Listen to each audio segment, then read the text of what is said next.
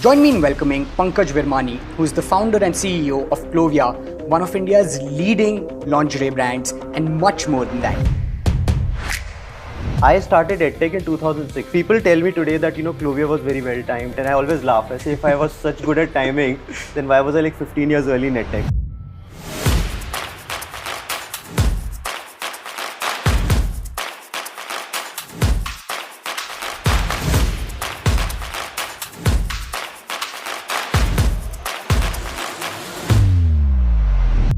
Bunch of my friends come and say that you should raise price.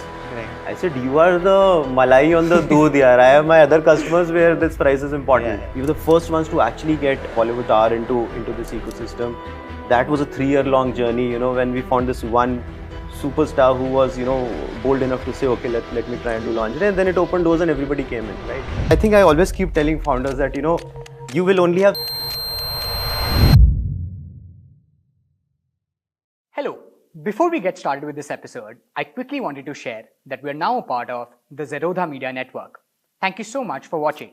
Welcome to the Indian Silicon Valley podcast. I'm your host Jivraj, and today I'm very excited to welcome a very special founder.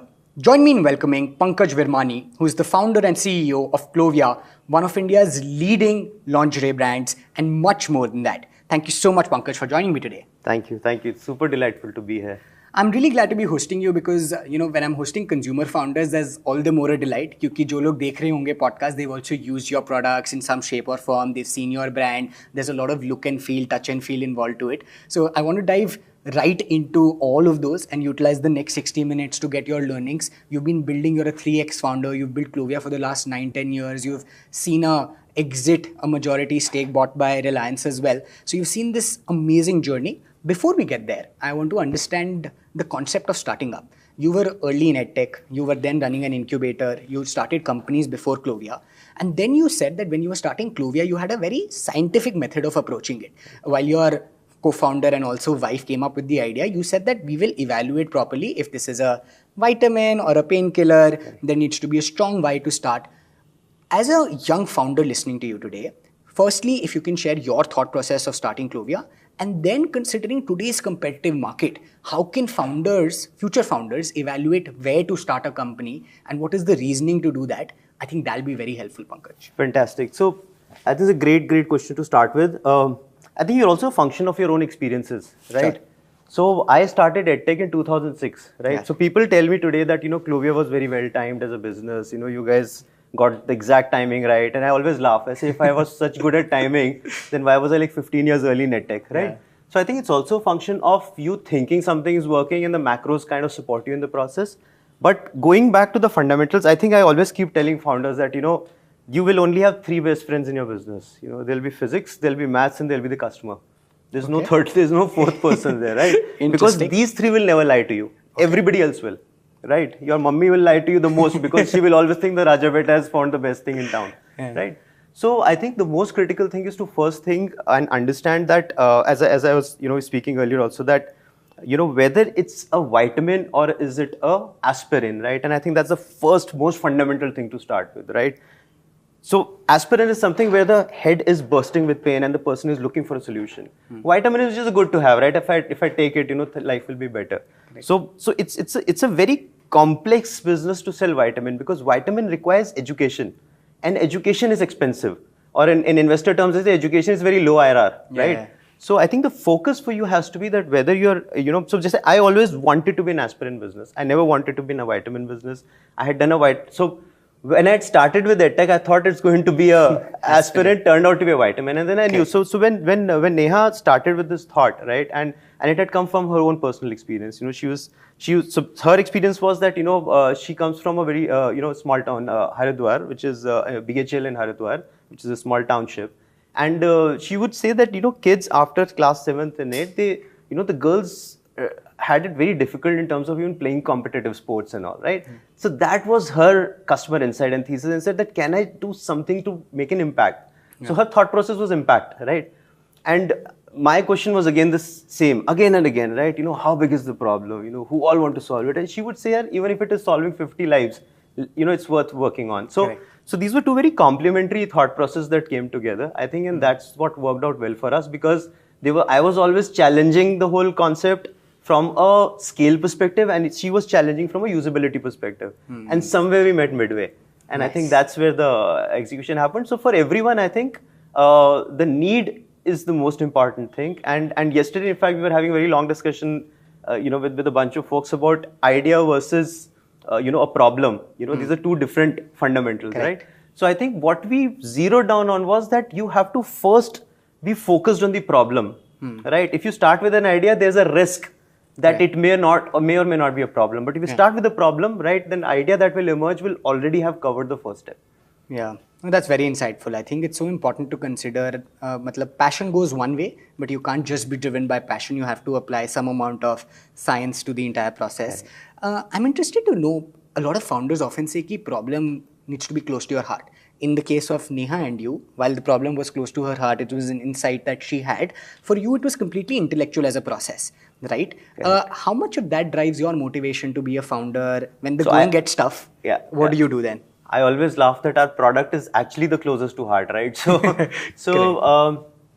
See, it was a very difficult business for me, right? Because as a customer, it took me 2 years to even understand how.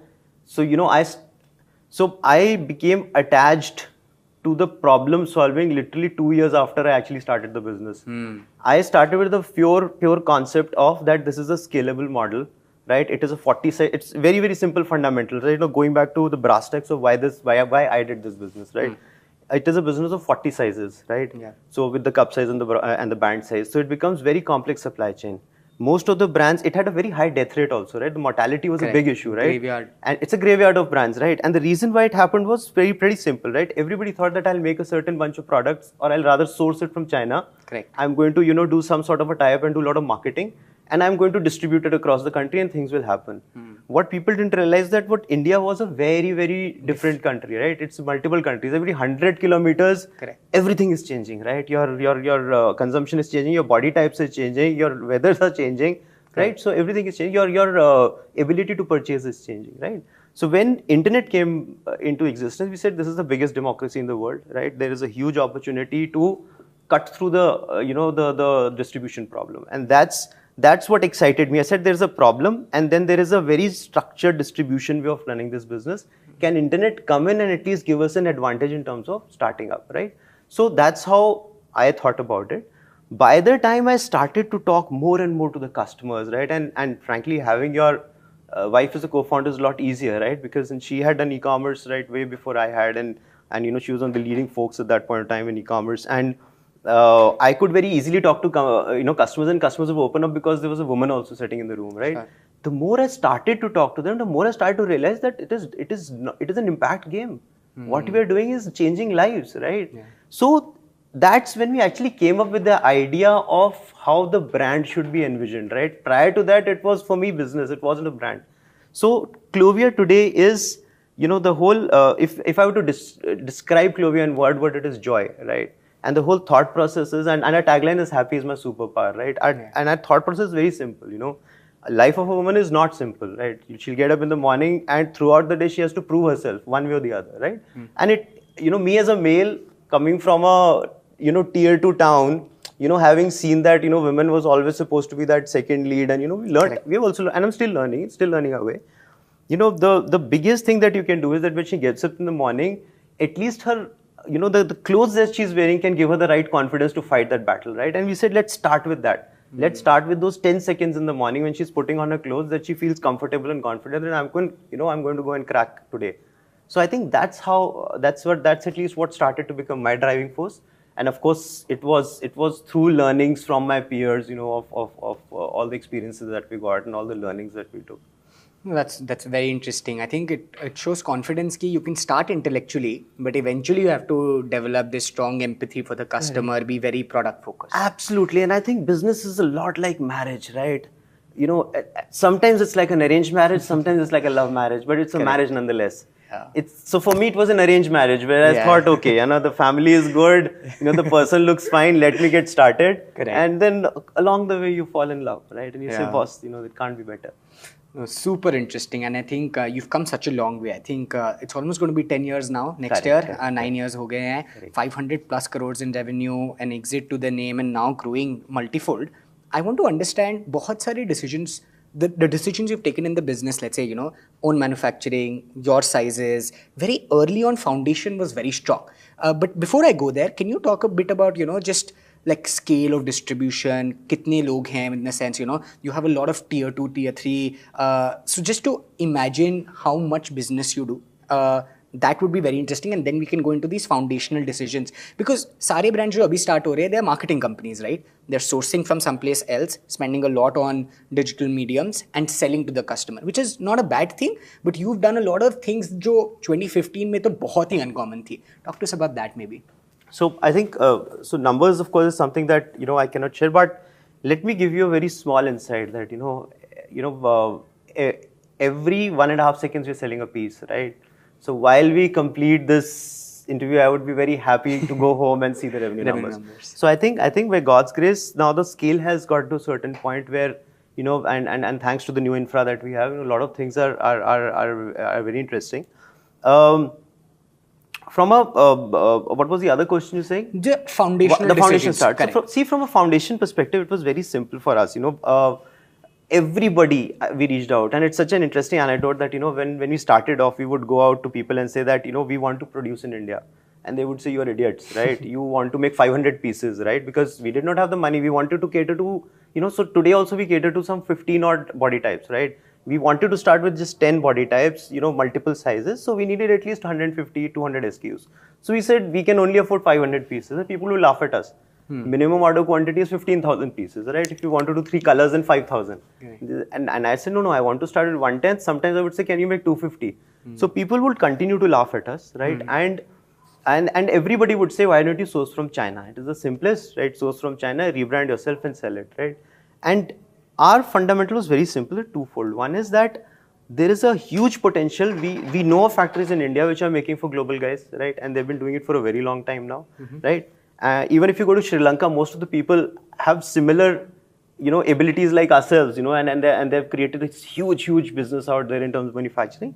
And third was, we said that this is a business of comfort, right? You cannot source from a third-party country and from a different body type structure and think that you're going to be able to create a business. So we said that we have to start from scratch. It was the toughest decision. Suman, who's our other co-founder, he has a very big background in production, so that came in handy. And I remember there was this one time that 6 months of trying to build this. I got up at one night in the night and I told him, this is not going to happen. We're not able to crack this. And then again we spoke for some time. We said, "Okay, tomorrow's another day." So that's how it happened. So most of the folks that we reached out to and we said that, can you manufacture for us, right? They made us wait 4 hours outside their office, and today of course we are working with all of them. We don't make them wait. That's a different story. But one hack that we did was that we got hold of people who were working in factories. We gave them some infra and we said, why don't you start your own ecosystem? And as Siamese twins, we both grew. So I think that's how we were able to crack it. And now a lot of people are making in India, and this whole Make in India revolution has started today. But I think we started in 2013 when we were trying to really build it out, and the world is not very nice to you when you try to do something new, right? But over a period of time, we found believers, lots of them. Yeah. No, it's amazing how I've heard that last story, how you got these shop owners to actually start their own manufacturing units almost, so that they can also benefit, you can also benefit. And it's just amazing how we use the word jugaad, but that's like the true jugaad to actually make it happen. But having said that, I think one thing that I want to point out is that I hate to use the word jugaad because jugaad is something which is not scalable, right? So it was a growth hack. Right? Short term hota hai wo. Short term hota hai, because we as Indians have started to take a lot of pride in jugaad, and I think that is which has brought us where we are. Right? China never said jugaad. China said that how do I scale this to infinity? So I think we built a process, and every time somebody brings in a growth hack, the first question asked is it scalable? Very interesting. If it is scalable, then we do it. If it is not scalable, then just trash it out, because you'll do it one time, and the next time it will blow on your face the next time you do it at scale. Correct. No, I love that. Thanks for reiterating that. We will use the word process now and whether it's scalable. But this is amazing. The other side of what you were doing very fresh is category create ho rahi thi, right? There was no other like major player. You've spoken about this, that there were a lot of men's lingerie brands in the multiple 100 crore marks, but there were no women lingerie brands at the time, which meant that the customer did not have education, which meant that you had to educate them as well. You had to get insights.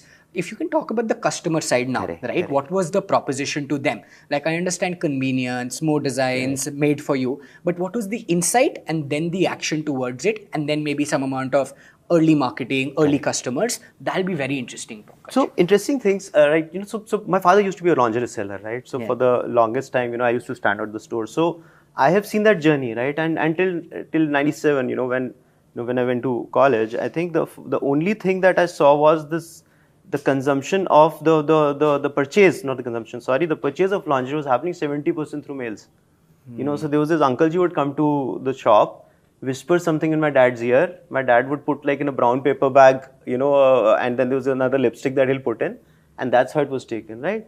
Over a period of time, I saw the number of women increasing in terms of coming, and this is early 90s, late 90s, early 2000s.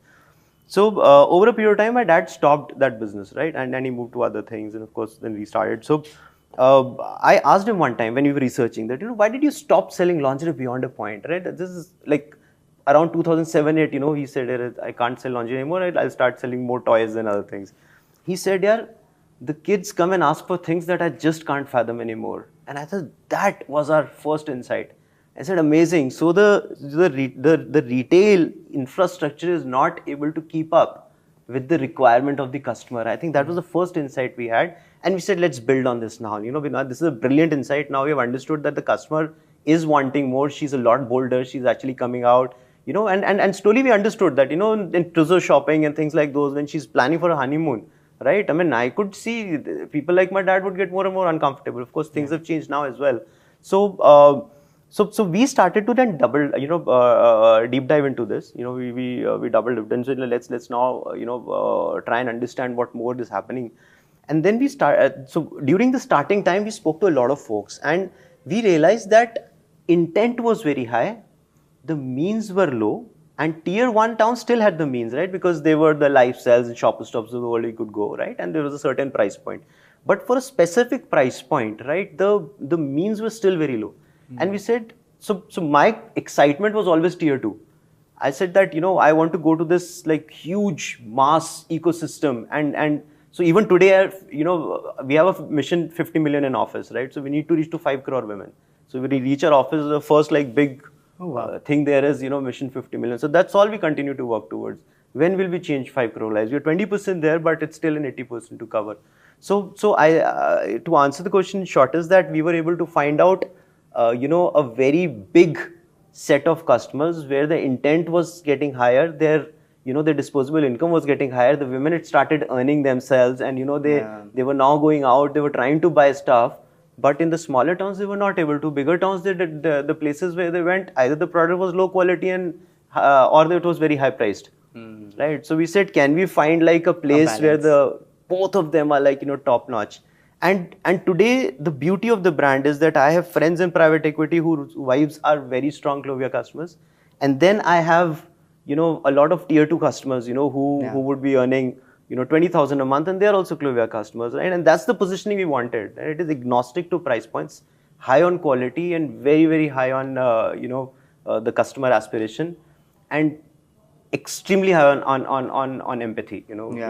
Can you be like part of the body, right? So and that's become the consumerization wave, right? On the walk before this, you were giving a very good analogy, which is we made the pyramid an hourglass now. Can you talk a bit more about how the Indian consumer wants value for their money, is high aspiration, but will not shell like exorbitantly large amounts? How does that work? So the world always used to be a very pyramid structure, right? We would say that there's this, this economy people, then there's this mid-premium people. The mid has disappeared. Either they will be absolute value seekers, right, at the bottom, right? So, and you see a lot of these no-named brands, right? People have stopped taking excitement in labels there, right? And people like myself, I like certain brands because the label doesn't show, right? And then there's this other set of people who have become completely flamboyant about their, so, and the data is there to prove it, right? SUVs, for example, they were like under 10% by 2000, 2001, 2, right? Okay. Today, it is 45% of the overall Really? market. So, and Apple probably will be bigger than HUL, Yeah, right? yeah. So, Apple so, sold more, yeah, some 10 billion. Yeah, exactly. So I think if you look at the way the consumption is changing in India, it is phenomenal.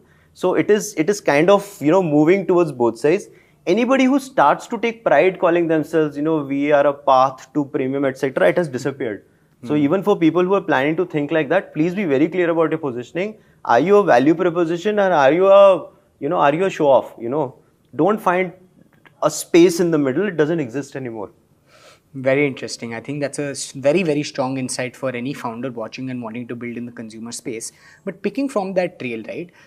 If the lingerie segment is such where conversation is very difficult to make on a more general basis, now it's of course changing. What was the messaging of the, for the brand? Like, how did you put word out that, okay, we are building for you, we are doing this, we are doing that? Like, what was the early phase of communication with the customers, branding, light, feel for the entire product? How did you crack that piece? So our early thought was very simple, that the brand has to have a very premium thought process, very premium positioning in terms of the conversations, communication, everything, and the price has to be aha. Okay. Somebody comes thinking, okay, let me at least go and check it out, and then they would like, what the hell are you saying? How can it be this cheap? Even today, a bunch of my friends come and say that you should raise price. Correct. I said, you are the malai on the doodh, yaar. I have my other customers where this price is important, right? I want to interrupt there and understand how do you maintain this balance? Because it feels like premium products, to maintain margins, you have to charge a higher price also. But how do you deliver premium quality at an affordable price without compromising on margin? So it's control your supply chain. The moment you control your supply chain, every step of the supply chain you control, you cut out some middleman, and that middleman margin you pass on to the customer. Don't try to keep it to yourself, right? Okay. And I think that is the thought process. Today I'm buying, fabric, right? And I was talking to, again, one of the listed companies in my space, and I was talking to the founder. It's very nice to continuously give me time. And he was saying that, you are here, the moment you go back to yarn, you'll save another 3%, right?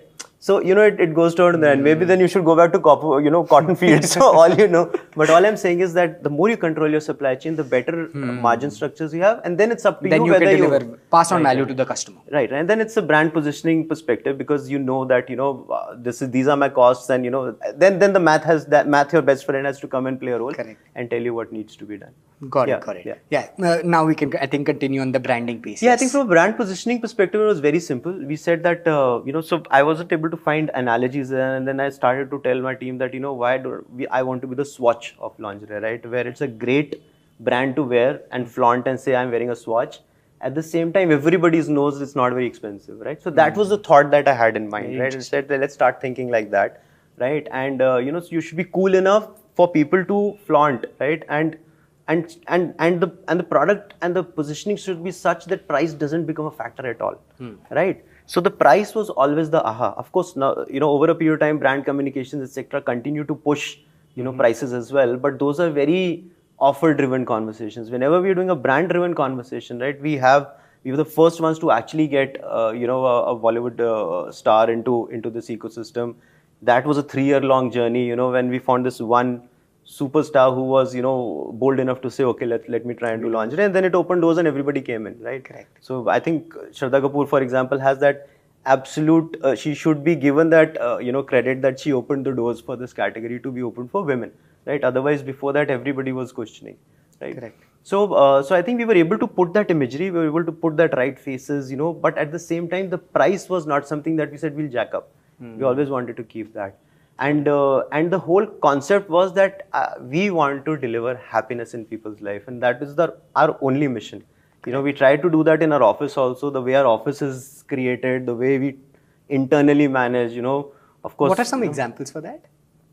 For example, the average sense of humor of our office is probably higher than most offices I've been to. Got it. It is okay to crack a joke, with your boss and, make him, awkward. make him awkward. It's fine. It's part of I'll the give culture. you a very interesting example, right? Sure. These bunch of kids who do reels in office, right? And most of our content is in-house, right? Nice. Like you'll always find this bunch of folks, Recording somebody will something. come to my room and say, can you make a face like this? I would make a face and tomorrow, next day it will be in a reel, right? So that's the stuff they do. Of course, I'm the oldest, so I keep that angry face always on, but most of the people don't, right? So there was this girl in the content team, and the boss would have come a little later after lunch, and the boss would have said, "Yeah, we were waiting for you for this meeting, and why did you get late?" She said, "No problem." Next day there was this reel that came on Clovia's handle saying that "मैं चाहे ये करूँ, मैं चाहे वो करूँ, मेरी मर्जी," right? And everybody was just laughing at the boss, "ये और पंगा ले." So I think that energy we've been able to build for over a period of time, and that it enables the brand to also express itself. It enables the brand to express itself, right? And of course, we'll have our highs, we'll have our lows. It's not always the same, but at least the core intent continues to be that. No, that's super interesting. I want to understand. So a lot of consumer founders talk about this customer feedback loop, right? Ki acha customer will tell us what to do. In your business now, products are anyway so multidimensional. Itne sare SKUs hain, itne sare products hai.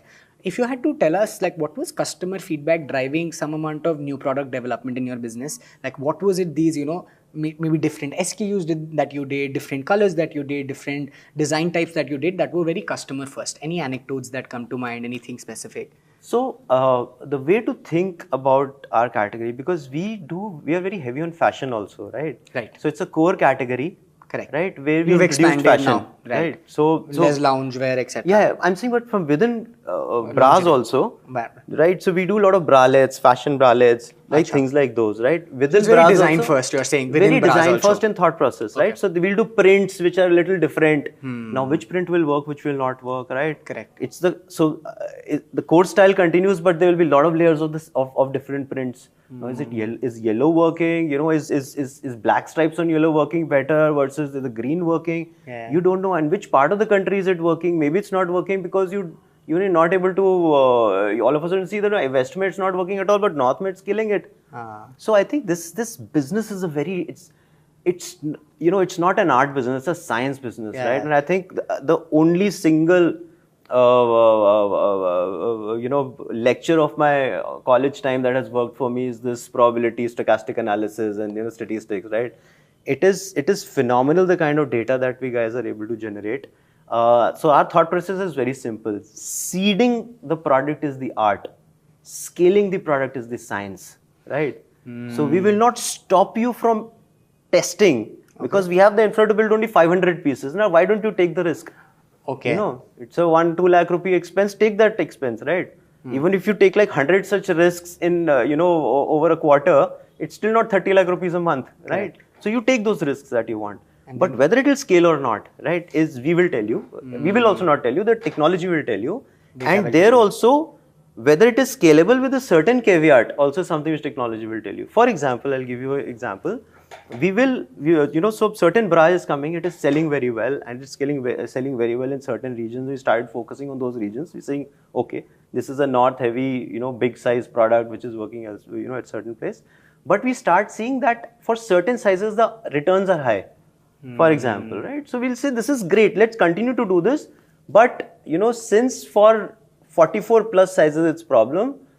And then on those returns, we double click, so we have this brilliant dashboard where the artist, the designer can see the feedbacks on her face, right? Collected from online and offline both, right? With the score, we call it the feedback score, the FS, right? The feedback score is right there on her face.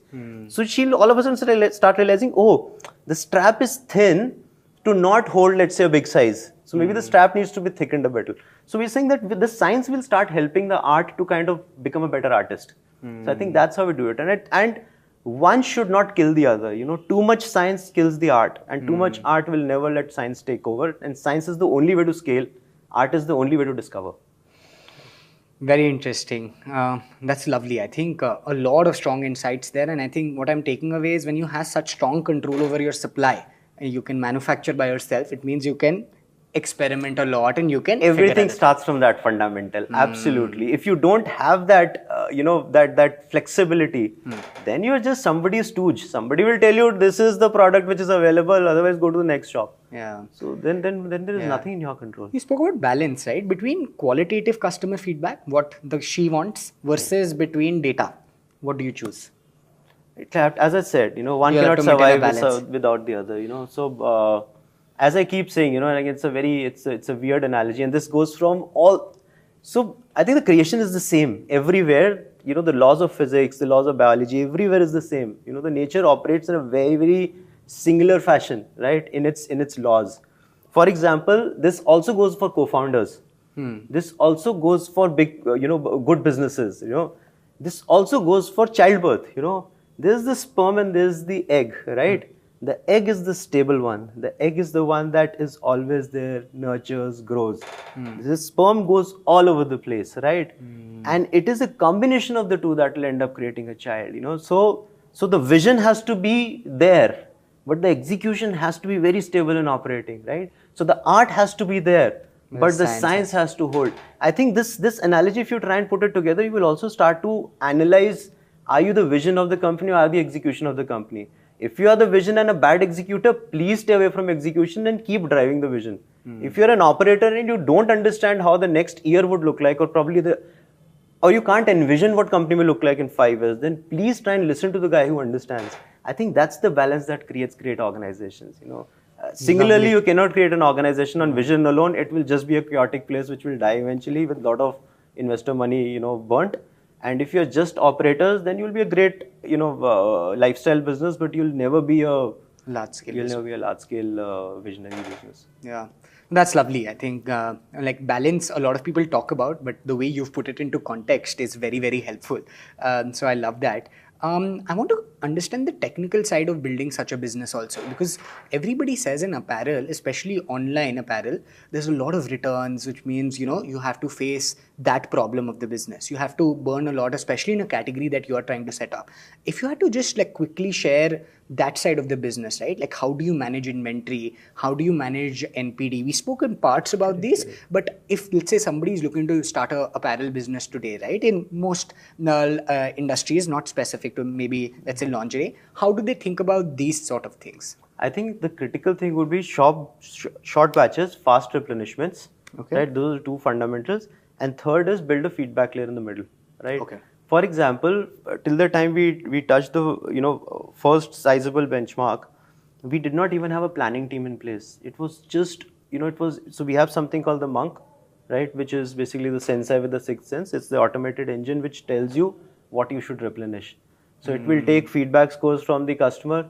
It will take your speed of sale. It will take your RVPs. It will take your RTOs. Wow. And then basis that it will come back and crunch a number and say, boss, this you should make and make it in this size ratio. Because while you will say make 1,000 pieces, you will end up making the same 1:2:1 ratio, and you will realize that this was selling more in BC cups vis-a-vis the D cups that you're planning, or the other way around, right? So I think I know it's a rhetorical answer, right? Because I've just spoken about it, but you have to start thinking very, very agile short batches, and most of the the biggest businesses in the world have case studies around the same, right? Of how short batches and quick replenishments, fast turnarounds have changed business for them. Yeah. So that is what we believe, and that is what we continue to work towards. Of course, we have a long way to go, but at least the thought process is very clear. So even if you are a new business which is just starting up, right, in the apparel space, do not think of a way to get product where you don't have control on the supply chain. Point number one. Point number two, don't try to do very big batches, because you will be crazily surprised of what the customer does vis-a-vis what you thought they will do, right? And the most brain dead of things will turn out to be wrong, right? And third and most critical is that if something has worked, please do not let it go out of stock, because that is the opportunity you'll end up losing. So I think between these three, you can actually run a relevant apparel business. I love that. That's a very, very strong framework. On the second point, can you recall any not so obvious insights or insights that would have just changed your mind? Like you went into a meeting or a customer conversation thinking ye hoga, but absolutely opposite things happened. So maybe not conversations, because conversations are again singular events, without right? context. Yeah. No. Plus they're singular events. So as singular events, you always be a little careful that you don't want to make a judgment basis. Correct. So you should have a critical mass of sample data before you take a. Sorry, I'm talking too much statistics now, but that's super helpful also, by the way. But I'll tell you where all I went wrong, right? Yeah, And just so maybe insights that were counterintuitive to you. and it is, I think people still laugh at my face, right? And we were contemplating making an app, and I would just start laughing at my team. I was like, what are you saying?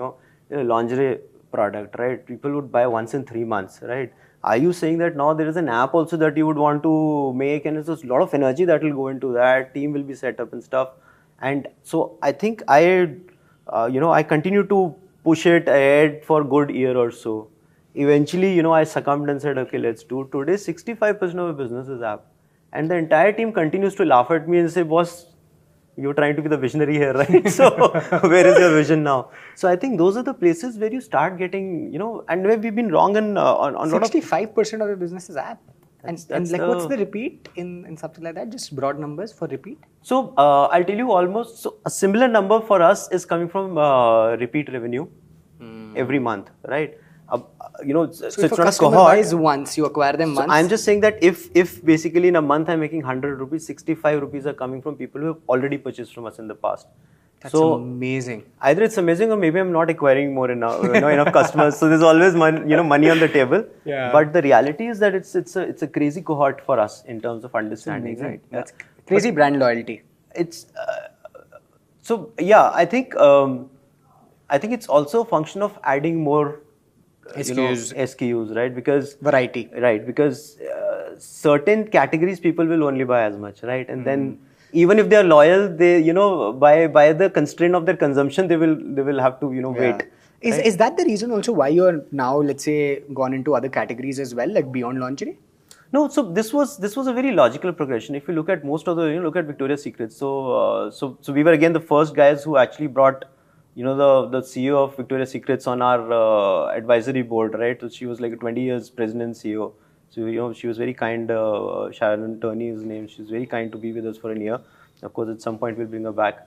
So so if you look at those businesses also, look at Pink, right? Pink became like a $2 billion business out of nowhere, out of thin air at that point of time, right? So and there is almost no innerwear there, right? So it's this category is so close to the customer that the logical progression is very, very standardized. Right. So, because if I trust you with my most intimate apparel needs, then I will also trust you with other things. It's the closest to heart, right? Correct. So you can always extend further.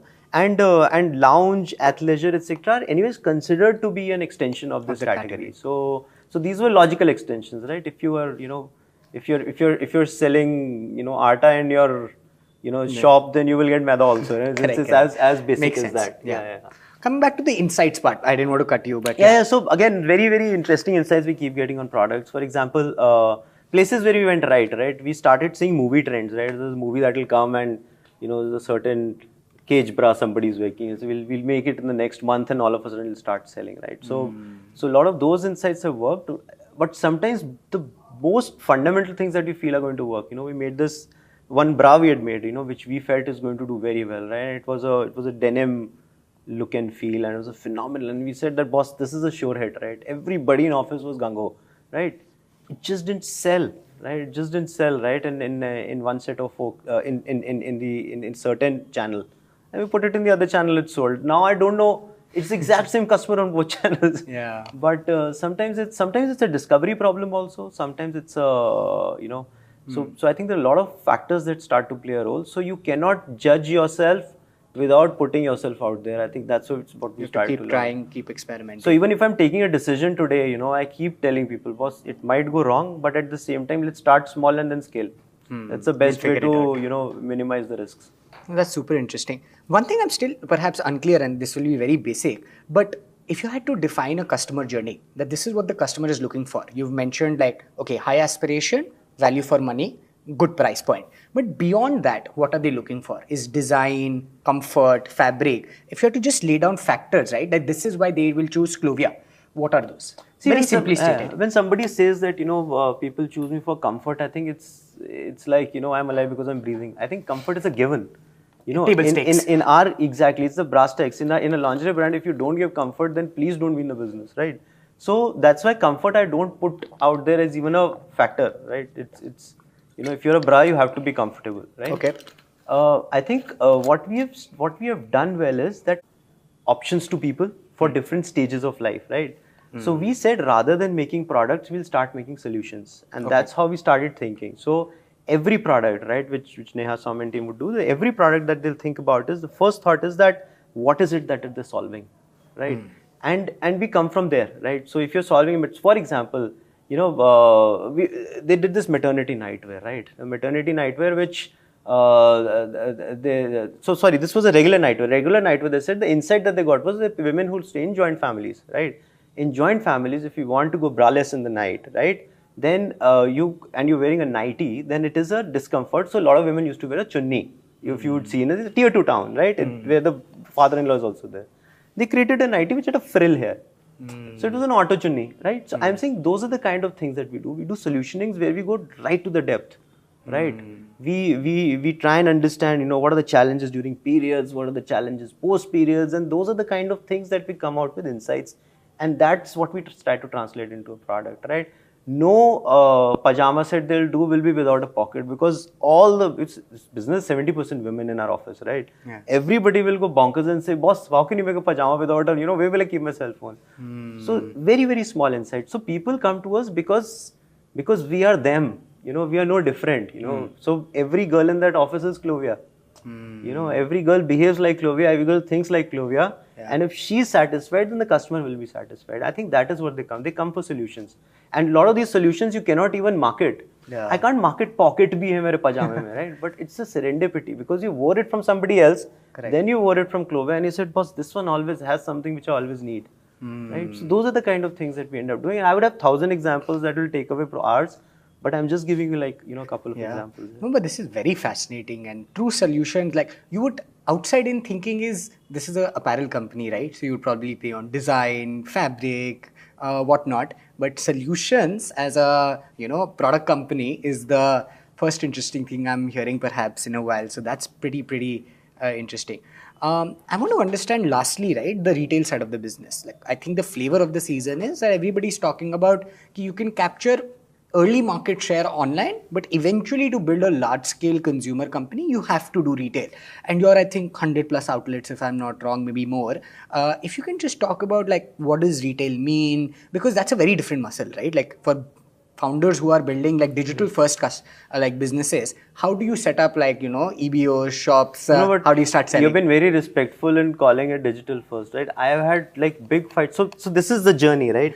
When we started 2015, when Clovia was launched, people used to call us a private label, right? There was another founder that I was sitting with who's a very close friend of mine and doing phenomenally well right now. And he had called me one time and he said, yes, private label like us. And I started fighting with him. I said, if you and I start calling each other private labels, then the world will also call us that, right? So the first taboo, right? In fact, my Series A check was written when, somebody called me a private label and the person corrected, the investor corrected that person and said, no, they're not a private label. They're a brand. And I said, just tell me where to sign, because you understand. So we are coming from that journey when people used to call. Not even recognize it. Right. As a brand. D2C has become a thing, right? It was not even a brand. They used to call private label. Then the journey became where they started calling us online brand, right? And then I used to tell them either you're online or you're a brand. Yeah. Either you're a channel or you're a brand. You cannot be both, right? So, and I said, I'm a brand. Today I'm on a certain channel, right? And our thought process was always the same, that get data from the internet and use it to go, what the Britishers taught us best, divide and conquer, right? Yeah. If I have to divide and conquer, I need data to divide and conquer, and that data can come from internet to give me that critical mass. That was our journey all along. So after that, people, at least, smart people like yourself moved to that, digital first story, right? And now the omni story has kicked in, right? So my thesis, day zero, was exactly this, that, as long as your brand sanctity is maintained, experience is maintained, your gross margins are maintained, right? And your overall supply chain is maintained. Even if you're selling on a thela, doesn't matter, right? As long as these four factors are checked, right? I mean, you will not sell a thela because the experience is killed. Correct. And your brand is killed, right? So I would always say that we are agnostic. We have to be agnostic. Today I'm on the internet, tomorrow I'll be elsewhere, tomorrow I'll be elsewhere.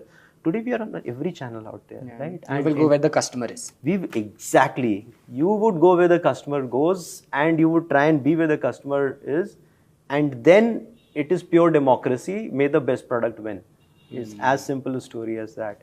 And there's a big difference between, omni-channel and multi-channel also, right? So you have, that also has to be kept in mind. Omni is where you try and sell one on the other and stuff like that. Multi is that, I have my own different channels. One may not talk to the other, but I'm selling at all channels, right? It's a much simpler, easier business. So please think multi-channel. Don't think just one channel. It's very constraining. I'm saying it's okay to be online, to take that logical decision to be online, but don't constrain yourself to a very small audience, right? Think bigger and then decide to take the course, right? I will always be on the internet. When you start with that, then it shows your lack of understanding of what the world is out there. Very, very fascinating. I'm just very, very glad for all the insights that are coming in. On specifically retail, do you have any interesting insights? Because very few new age brands have done well on a retail front. Clovia is, of course, one of them now. Anything that, young founders should know about a retail business or to, establish a retail footprint? 2-3 very interesting things I'll do. One is that however you play the PNL, at the end of the day, your end result of the PNL will almost be similar if you do it right. Okay. So you start saying that, internet is more this thing, but internet you'll end up spending some in marketing, right? So your exclusive outlet you will spend in rent, and people here will end up spending in warehousing and, and shipping and your marketing, etc. Right?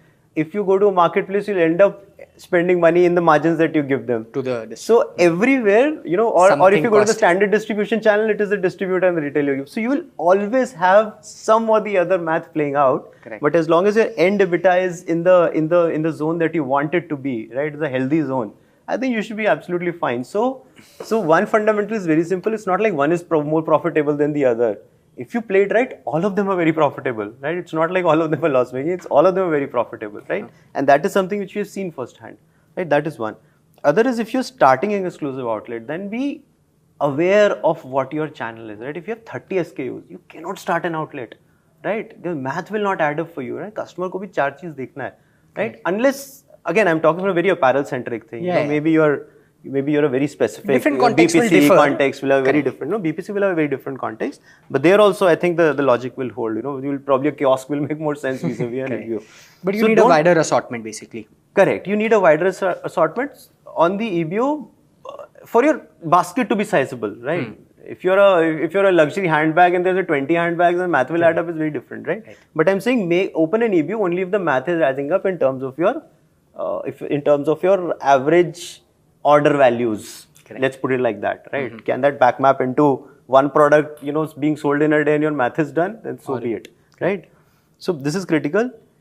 From an exclusive outlet, please refrain from this stupid concept of one marquee store for branding purposes. Achha. This is a, this is a sham. This is a sham for you to, to justify your vanity, right? Because how many people will end up seeing that one single store? Either you open 100 such stores and your math is making sense for you to add up, then it's fine, right? But this whole, or you want to learn from it. Maybe I want to open one store and learn. Yeah. That is fine. That's Maybe there's one experience store where I want to learn consumer behavior. That is again different. But this one store for marketing purpose, I don't understand, right? So I think that's one thing which is very critical. All of these, I think third most important is that all of these have very different nuances, very different KPIs, right?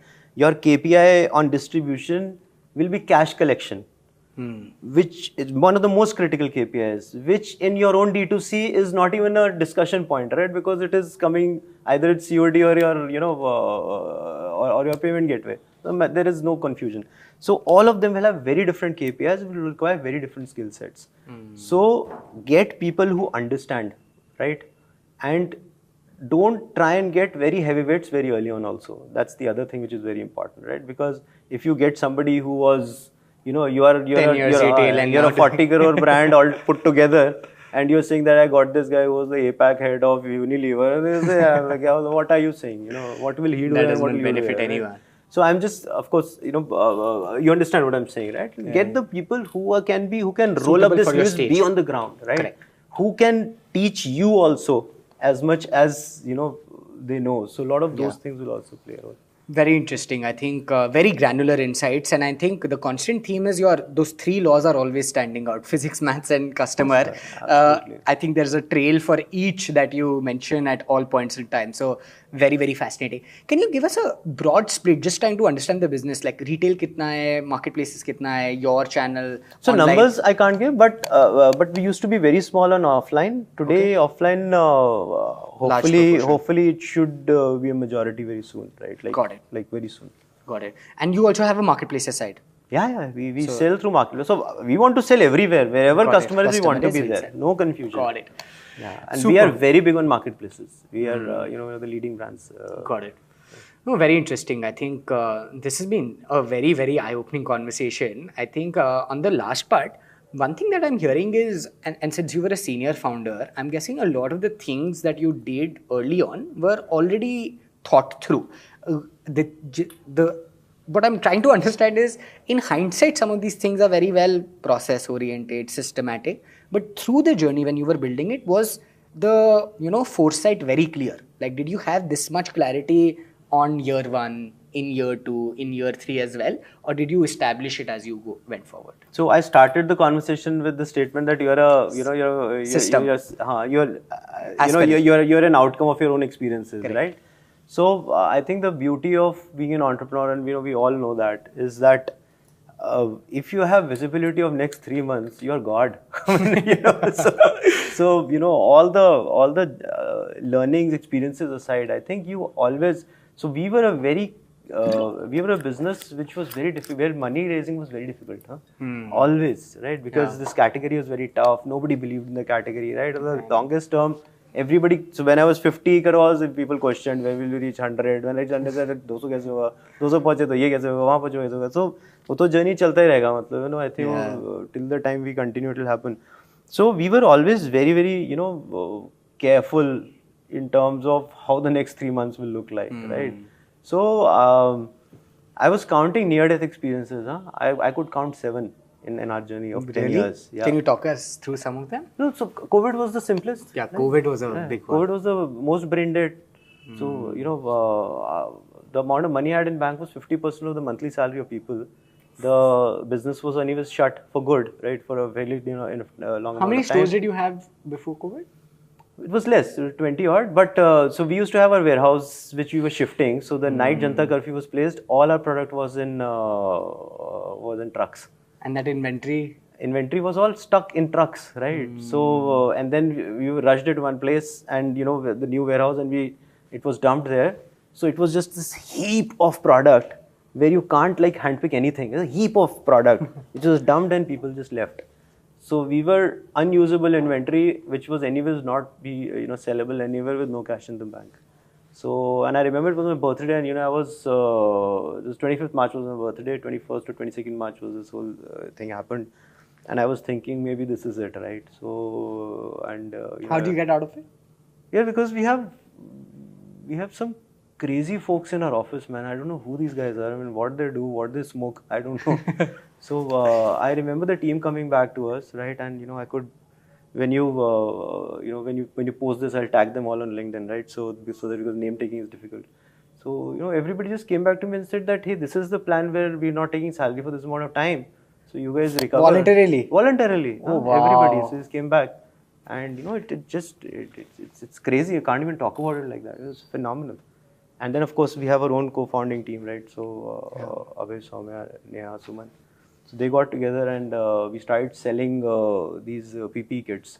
So we said we have our supply chain. So I just suggested that we have our supply chain, might as well make some PPE kits. Next day onwards, kids were somehow they figured out the kits. These guys, while everybody was inside their houses, these guys were rushing to hospitals trying to get orders. And I was saying, what are you doing? Why aren't you?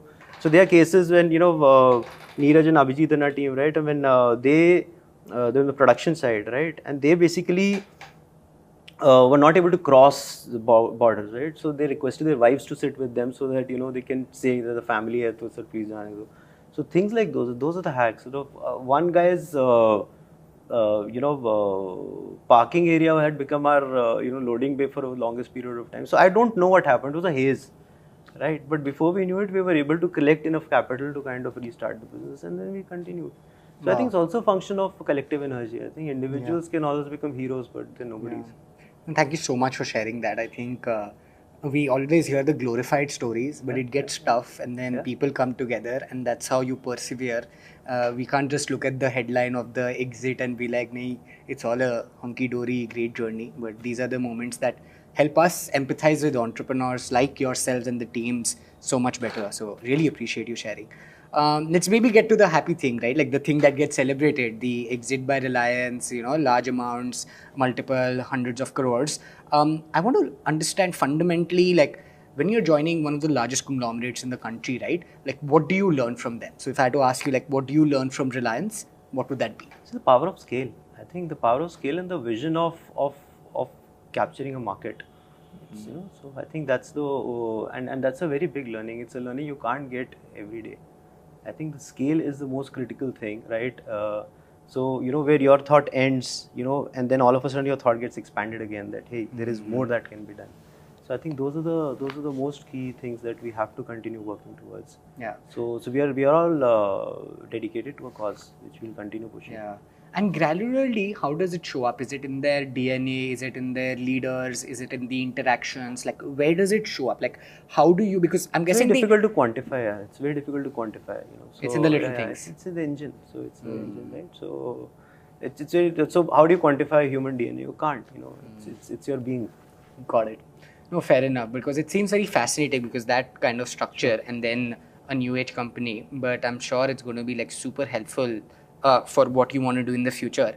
What does it mean personally for the team and for you as a founder to see, a complete life cycle, and now you're still continuing and of course scaling the brand better than ever. But what does an exit mean for you and the team?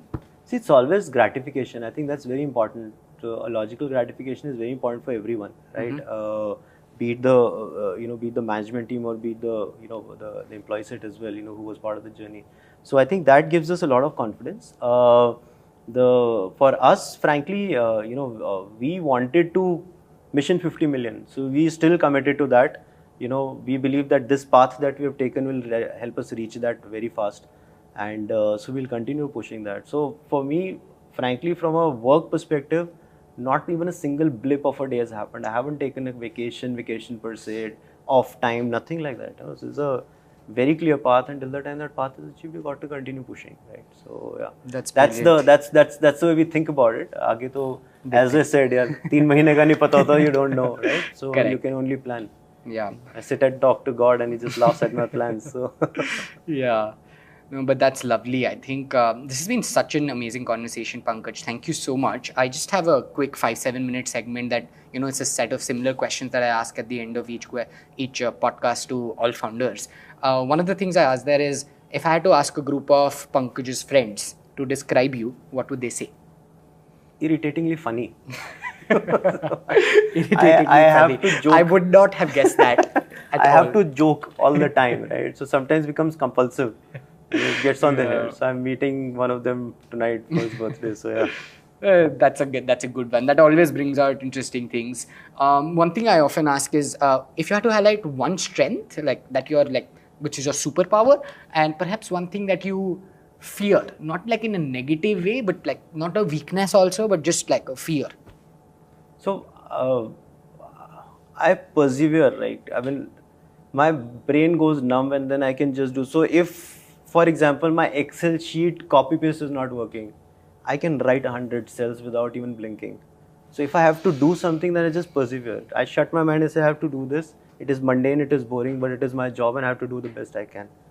One thing that I fear is that I have to start learning to be politically correct, right? Because I always feel that even if you are, sweeping the floor, sweep it like nobody else has ever done it, right? So I think and sometimes when you feel that other people are not understanding it, right? It's your job to train them for it rather than feel bad about it, right?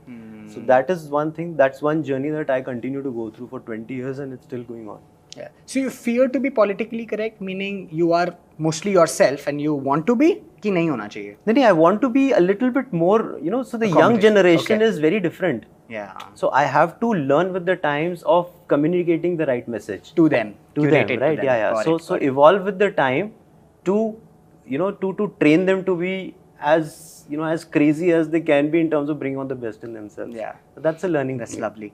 And thanks for mentioning perseverance. I think at least like while I have not built a company, so much of my learning from founders, and my favorite book is this one called Grit, where she talks about perseverance as the key trait of success in successful people, as they call it. So I love that word, and that's what I try to practice with the podcast.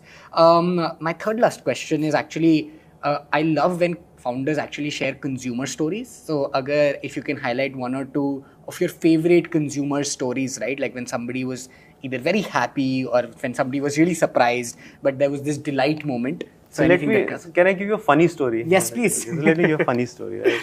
So this one guy who had gifted his girlfriend some lingerie.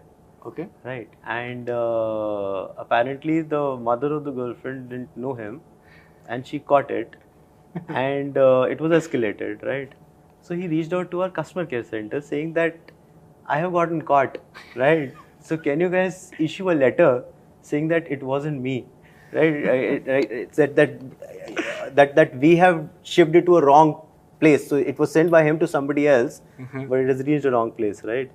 And then it got escalated all the way to Neha, and Neha and I was discussing with me, and I started laughing and said, if somebody's house is getting made because you, might as well do it. So we actually wrote a letter saying that, madam, please forgive us. It's the company's fault, not our customers. Wow. Wow. We should make a reel out of this and tag that customer maybe. And that could be fun, but exciting. I would not have guessed that at all again. Very, very exciting. This category has funny stories. Yeah, for sure. In fact, if you want to share a second one, we can do that also. Anything that comes to mind. But I can tell you like a story which maybe you should not put it anywhere. But so I was shared one time that there's an order that had gone from the boys' hostel to the girls' hostel in my college. And I was saying, see, now the kids have started growing up.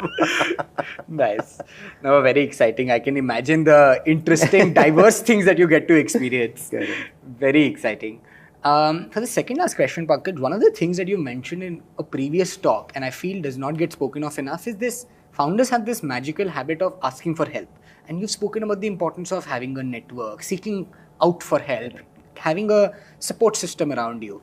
What does that mean? Like, who are the people who have helped you along the journey? Not name-wise, but like just why is that an important thing, A? And how have you cultivated that habit of proactively reaching out? Because you've given examples in other conversations as well where you've cited that, I've spoken to a CEO, I've spoken to this person. Right. And then you've spoken about the importance of cultivating this network. I don't think it's still table stakes, right? People still sometimes can't ask for help as easily. So if you can share thoughts on this, I would love that.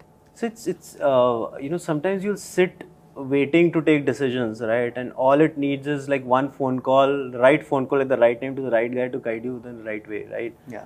So for example, I think he would not remember, but the reason why I started my exclusive outlets was because I was trying to figure out whether I should, do a owned store versus a franchisee store, and I was not able to figure out, and I did not have money for owned store, I did not have the know-how of franchisee store, so I was contemplating, and I got an opportunity to speak to Supam from First Cry. I reached out and I said, sir, what should I do? He said, what is it that you can do? I told him, this is what I can do. He said, if you have only one option to do it, either you don't do it and sit on it, or you do that and try from there. That's all he said. And I think I just put the phone down and I started working on it. So sometimes when people who have, been there, done that, they give you a very clear clarity, or they show you your own mirror. All of a sudden you start realizing. And these are good folks who themselves may not remember how much impact they put on other people. But I think, and that's what I think everybody tries to do also, so that's a learning for me. That every time somebody reaches out, I try my best to give the best advice.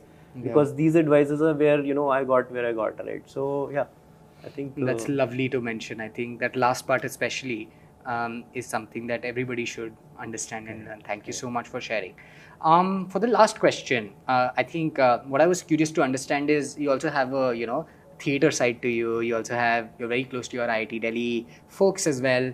I want to understand that in this like entrepreneurial hustle, what are things that are, core to you that you still maintain? Because I think the broad objective of the podcast is to humanize the entrepreneurial journey, and we only see the good parts, right? But I would love to understand the non-entrepreneurial maybe side of you as well as we end. And maybe I don't want to like dramatize and say challenges, yeah, what are the trade-offs, but there are trade-offs life, right? Because that's how life is. So if you can talk about some of this as we end on a philosophical level, personal level, that would be lovely to end the conversation, Pankaj. I think 2-3 things are very critical. One is I am a Reiki Rajyog initiate, right? So I've been doing it for 24 years now. I got initiated in January of 2000.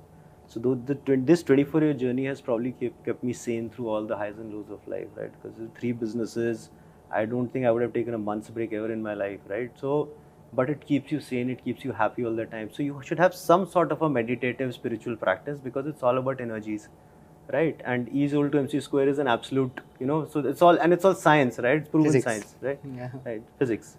There you go. Yours. So I think it just boils down to that have some sort of a meditative practice which Keeps you sane. which keeps you sane, which keeps you sane from inside, right? Keeps you on the ground and at all points of time, right? So no kinds of highs and lows have impacted me beyond a certain point because of these meditative practices. And the happy side is theater. I think that's my happy place. I have not been able to do it ever since the acquisition, because there's a lot of work we are doing and we're very excited what we're doing. But for me, for example, the happiest time is when I'm in theater. Happiest time is when I'm performing. I'll start again, I think, when I get time. But and it does take away a lot, and requires Neha, my wife, and Neil, my son. So last time I did a show, there was 14 shows, and my son was like, I think 6 years old, and he attended all 14. So, Oh, wow. so I think it does impact the family, but I think the family starts to support you, then there's nothing like it. Yeah. I think that, and the third is, I think, from your friends and your and your network or ecosystem that they call. I think it's okay to never be there when it's a joy time, it's fun time, right? It's all right. I mean, if you're not there for his birthday party or marriage, who cares?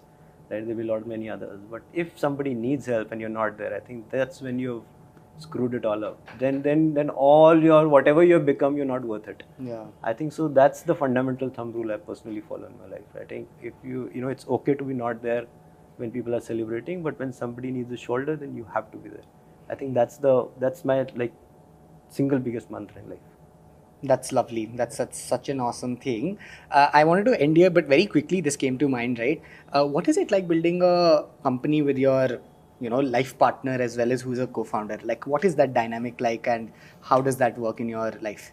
So it has its positives and negatives. Right? Negative is that the business never ends, right? So even if you come back home, so it's very difficult to.